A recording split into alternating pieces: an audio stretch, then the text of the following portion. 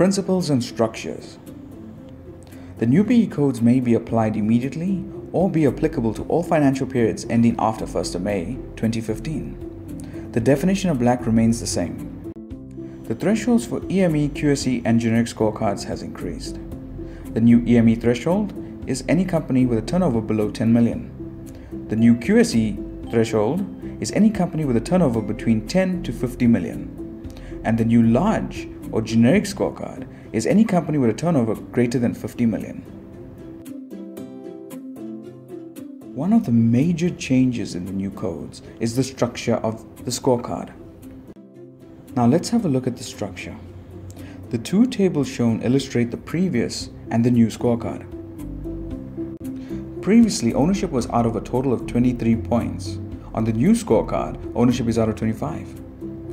Previously, management control and employment equity were out of a total of 28 points. On the new scorecard, the new management control element, which comprises of both the previous management control and employment equity categories, is out of 19 points. The previous skills development element offered you 15 points. On the new scorecard, skills offers you 25. Previously, the preferential procurement and enterprise development elements provided you a total of 35 points. On the new scorecard, the enterprise and supply development element, which comprises of the preferential procurement, the enterprise development, and the supply development sub-elements, offers you a total of 44 points. And finally, the socioeconomic development element. There hasn't been any major changes, and the points remain the same. So as you can see, one of the major differences in the new BE code is that the structure of the scorecard has reduced to 5 elements, with the total points increasing from 100 to 109. QSEs and generic companies must comply with all 5 elements, and there will be a separate QSE scorecard gazetted. Black-owned EMEs and QSEs will receive enhanced recognition on the new code. The only requirement is that they complete an affidavit. Companies that have 100% black ownership will get an automatic level 1, and companies with ownership greater than 51% but less than 100% will get an automatic level 2. So, to recap on EMEs, the new EME threshold increased to 10 million. Companies that are greater than 51% black-owned EMEs are now level 2. Companies that are 100% black-owned EMEs are now level 1. All other EMEs that have a turnover below 10 million will be level 4.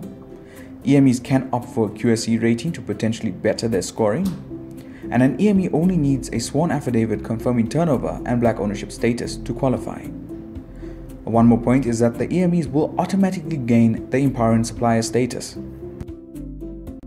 Now we have touched on the structure of the new BE scorecard, but another amendment made was to the change in the recognition levels. The points you gain on your scorecard will result in you gaining a certain level. The table shown illustrates the previous scorecard levels and the new scorecard levels. If we start from the bottom and we look at non-compliancy, for companies to become compliant on the old scorecard, they only required a minimum of 30 points. On the new scorecard, that has increased to 40 points.